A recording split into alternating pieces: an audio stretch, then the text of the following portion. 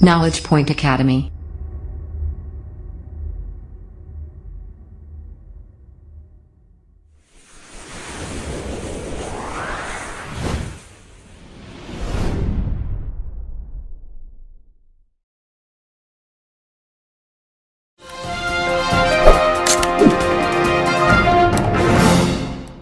Hello friends, good morning to all. I welcome you again. Last લેક્ચરમાં આપણે article એ શીખેલા હતા. જે મિત્રોએ લાસ્ટ લેક્ચર એટેન્ડ નથી કર્યું અથવા મિસ કરી દીધેલું છે તેને તમે જોઈ લેજો. આજે આપણે આ લેક્ચરની અંદર આર્ટિકલ એન જે ઇનડેફિનેટ આર્ટિકલ છે તેનો ઉપયોગ શીખીશું. તો મિત્રો જુઓ કે આર્ટિકલ એનમાં પહેલો નિયમ છે કે શબ્દનો પ્રથમ મૂળાક્ષર સ્વર હોય. સ્વર એટલે એ ઈ આઈ ઓ યુ 5 સ્વર છે તેવો હોય, એક વચન હોય અને તેનો ઉચ્ચાર સ્વર જેવો થતો હશે તો જ આર્ટિકલ એનનો ઉપયોગ થશે. ફોર એક્ઝામ્પલ, અમ્બ્રેલા છે. અમ્બ્રેલાની અંદર યુ છે, એ યુ સ્વર કહેવાય અને તેનો ઉચ્ચાર પણ અથી થાય છે, એટલા માટે આર્ટિકલ એન આવશે. ઇંક પેન છે. ઇંક પેનમાં આઈ છે અને તેનો ઉચ્ચાર પણ સ્વર જેવો થાય છે તો એન ઇંક પેન થશે. ઓરેન્જ, ઓરેન્જમાં ઓ સ્વર છે અને તેનો ઉચ્ચાર પણ સ્વર જેવો થતો હોવાને કારણે આર્ટિકલ એનનો ઉપયોગ થશે. ક્લિયર? પહેલો નિયમ બધાને ખ્યાલ આવી ગયો હશે. નાઉ સી ધ સેકન્ડ. બીજા નિયમને આપણે જોઈએ કે શબ્દનો પ્રથમ મૂળાક્ષર વ્યંજન હોય. શું હોય? વ્યંજન હોય, પણ તેનો ઉચ્ચાર સ્વર જેવો થતો હશે તો પણ આર્ટિકલ એનનો ઉપયોગ થશે. ફોર એક્ઝામ્પલ, આપણી પાસે ઓનેસ્ટ શબ્દ છે. ઓનેસ્ટની અંદર એચ જે છે એ વ્યંજન છે પણ એચ સાયલન્ટ રહે છે અને તેનો ઉચ્ચાર ઓથી થાય છે. ઓ મીન્સ સ્વર કહેવાશે, એટલા માટે અહીંયા આર્ટિકલ થશે એન ઓનેસ્ટ. સેકન્ડ નંબર છે ઓનરેબલ. ઓનરેબલની અંદર એચ છે, એચ સાયલન્ટ છે, એને બોલાતો નથી, ઓથી ઉચ્ચાર થાય છે. ઓ એ સ્વર છે એટલા માટે એન ઓનરેબલ થશે. આગળ હેર, તેમાં એચ નથી બોલાવતો, એર બોલાય છે એટલા માટે પણ અહીંયા આવશે એન. આગળ જો હેરેસ, એમાં પણ એચ બોલાતો નથી એટલા માટે એન એરેસ્ટ. અને અવર, અવરની અંદર એચ બોલાતો નથી, એચ સાયલન્ટ રહે છે એટલા માટે એનો ઉચ્ચાર થાય છે અવર. તો અહીંયા આપણે આર્ટિકલ એનનો ઉપયોગ કરીશું. તો મિત્રો, આજે આપણે બે મુદ્દાની છણાવટ કરી. એક સ્વર હોય, તેનો ઉચ્ચાર પણ સ્વર જેવો થતો હોય અને એક વચન હોવું જોઈએ. બીજો મુદ્દો કે શબ્દનો પ્રથમ મૂળાક્ષર વ્યંજન છે, એક વચન છે, પરંતુ તેનો ઉચ્ચાર સ્વર જેવો થાય છે એટલા માટે આર્ટિકલ એનનો ઉપયોગ થશે. ત્રીજો પોઈન્ટ જુઓ, એબ્રિવિએશન. એબ્રિવિએશન એટલે સંક્ષિપ્ત રૂપ, ટૂંકું રૂપ. એમાં આપેલું છે ઉચ્ચાર પ્રમાણે. આઈએએસ છે, આઈએએસમાં આઈ છે અને તેનો ઉચ્ચાર થાય છે આઈથી એટલા માટે એનઆઈએએસ ઓફિસર. એમએલએ છે, એફઆઈઆર છે તો એન એફઆઈઆર. ભલે એફ છે પરંતુ ઉચ્ચાર થાય છે એફ, બોલાય છે સ્વરથી એટલા માટે આર્ટિકલ એન આવશે.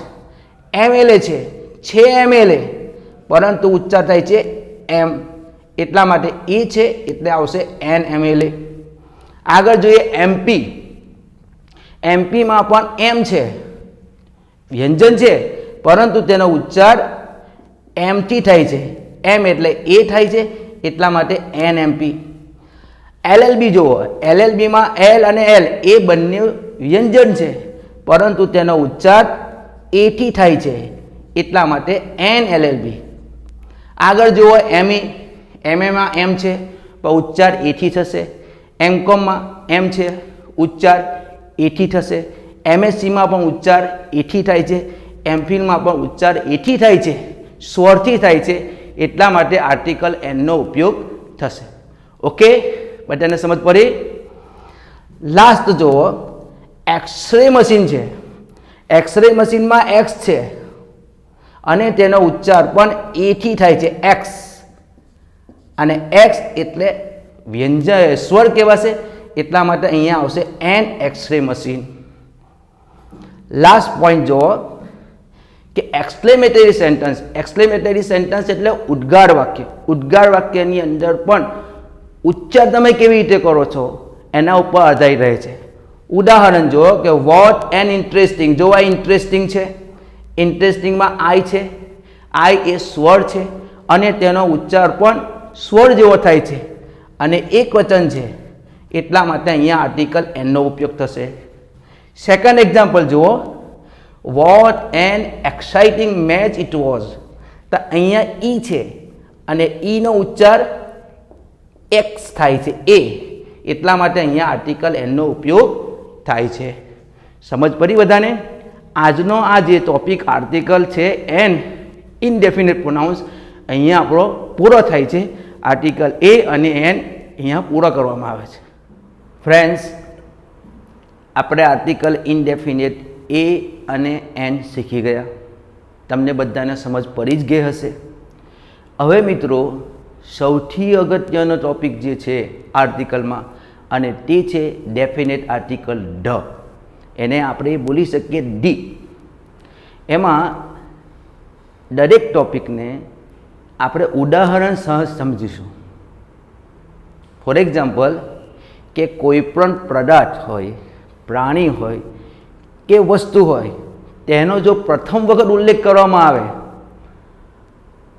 તો એના ઉચ્ચાર પ્રમાણે આપણે આર્ટિકલ એ અને એનનો ઉપયોગ કરીશું. પરંતુ તે જ વસ્તુ, તે જ પ્રાણી કે તે જ પદાર્થનો ફરીથી ઉલ્લેખ કરવામાં આવે તો એ ચોક્કસ થઈ જાય, અને ચોક્કસ થઈ જવાને કારણે આપણે આર્ટિકલ ધનો ઉપયોગ કરીશું. ઉદાહરણ જુઓ કે this is blank Apple. Apple છે અને ઉચ્ચાર જુઓ એથી થાય છે, સ્વરથી થાય છે, એટલા માટે પહેલી ખાલી જગ્યામાં એન આવશે, કારણ કે એ અચોક્કસ છે. પરંતુ એ જ એપલની હું બીજા વાક્યમાં વાત કરું છું તો ચોક્કસ થવાને કારણે આ એપલની આગળ ધ લાગશે. સેકન્ડ એક્ઝામ્પલ જુઓ કે ધીસ ઇઝ બ્લેન્ક બોય. બોયમાં બી છે, બી એ વ્યંજન કહેવાય અને તેનો ઉચ્ચાર પણ વ્યંજન જેવો થાય છે, અનિશ્ચિત છે, એટલા માટે અહીંયા આર્ટિકલ એનો ઉપયોગ થશે. હવે આ જ બોયની ફરીથી વાત કરવામાં આવે છે તો ચોક્કસ થઈ જવાને કારણે અહીંયા ધી લાગશે. તો વાક્ય શું થશે? This is a boy, the boy is tall. Now see the second topic, કે ભાઈ આર્ટિકલ ધીનો ઉપયોગ ક્યાં થાય? તો કે ભાઈ દિશાઓના નામની આગળ. 4 દિશાઓ છે, એક ઈસ્ટ છે, વેસ્ટ છે, સાઉથ છે, નોર્થ છે. આ દિશાઓ થઈ 4. તો 4 દિશાઓની આગળ આર્ટિકલનો ધ છે. The east, the west, the south, the north. Clear?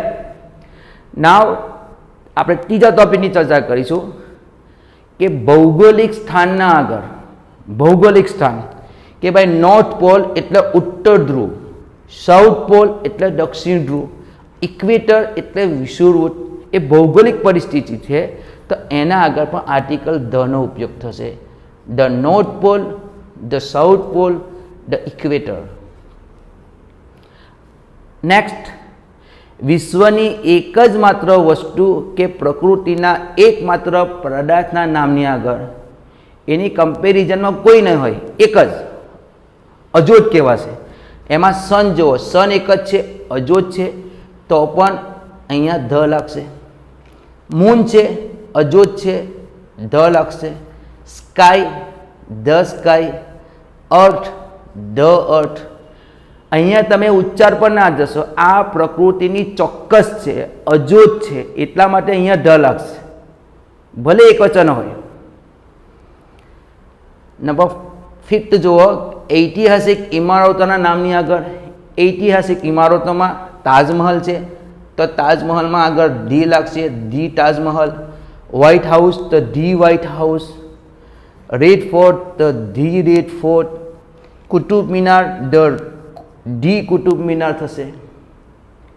Next, ધાર્મિક પુસ્તકોના નામની આગળ હોલી બુક્સ, એમાં the Ramayana, the Mahabharata, the Bible, the Quran. Next, વર્તમાનપત્રો એટલે કે ન્યૂઝપેપરના નામની આગળ પણ આર્ટિકલ ધીનો ઉપયોગ થશે.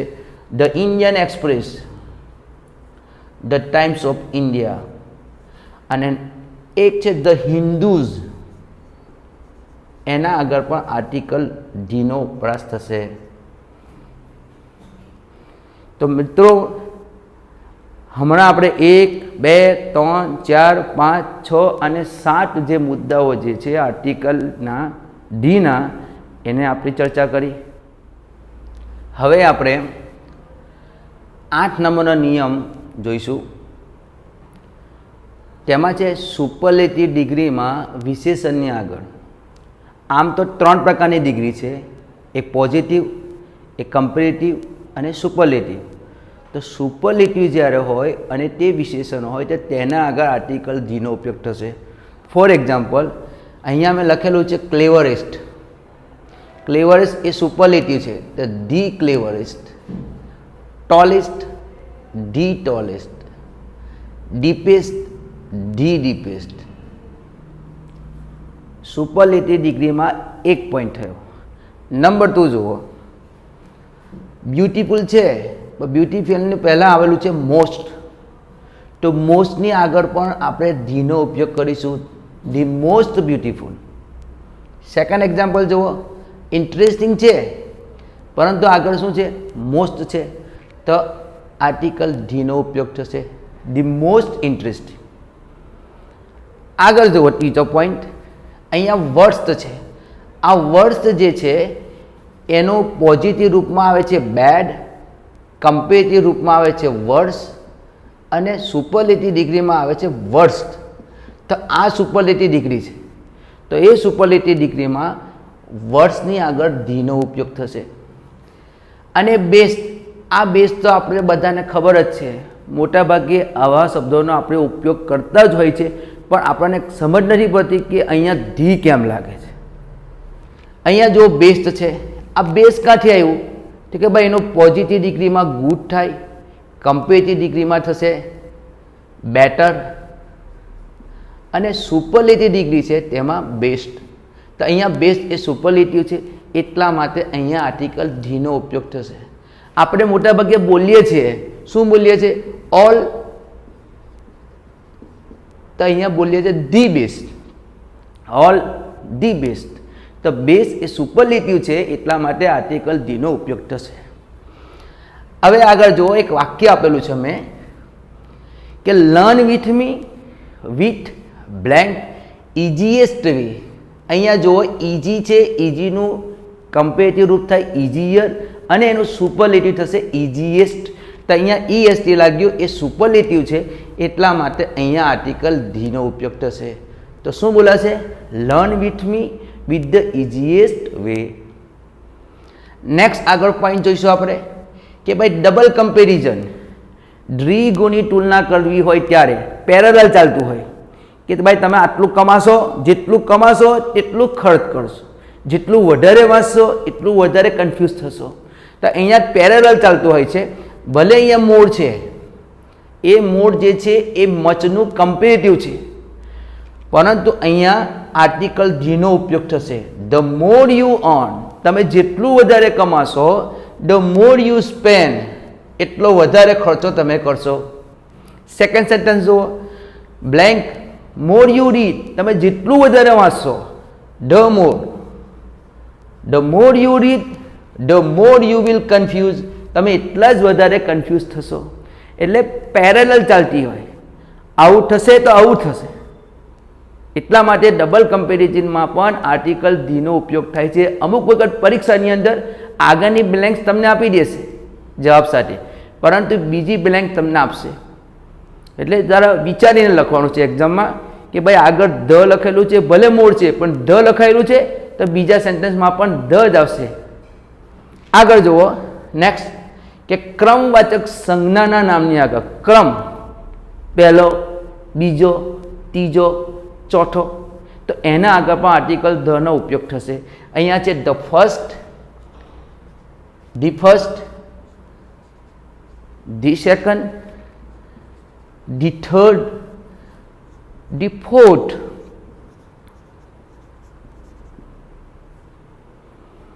નેક્સ્ટ જોઈએ સંગીતના સાધનોના નામની આગળ મ્યુઝિકલ ઇન્સ્ટ્રુમેન્ટ છે તેના આગળ પણ આર્ટિકલ ધનો ઉપયોગ થશે. અહીંયા જુઓ આ ગિટાર છે. એક્ઝામમાં કોમ્પિટિટિવ એક્ઝામમાં આનો સ્પેલિંગ પૂછાયેલો છે. આમાં GUITAR આવે એટલે સ્પેલિંગ પણ જોતા રહેજો. અહીંયા ગિટાર એ સંગીતનું સાધન છે એટલા માટે અહીંયા ડીનો ઉપયોગ થશે. હાર્મોનિયમની આગળ પણ ધી થશે. પિયાનો જે છે તેની આગળ પણ ધી લાગશે. આ બે સ્પેલિંગ જે છે કરેક્ટ સ્પેલિંગમાં કોમ્પિટિટિવ એક્ઝામમાં પૂછાયેલા છે. આગળ નેક્સ્ટ પોઈન્ટ જોઈએ આપણે કે ધાર્મિક સમુદાયોના નામની આગળ ધાર્મિક સમુદાય આખી જાતિ આવી જાય.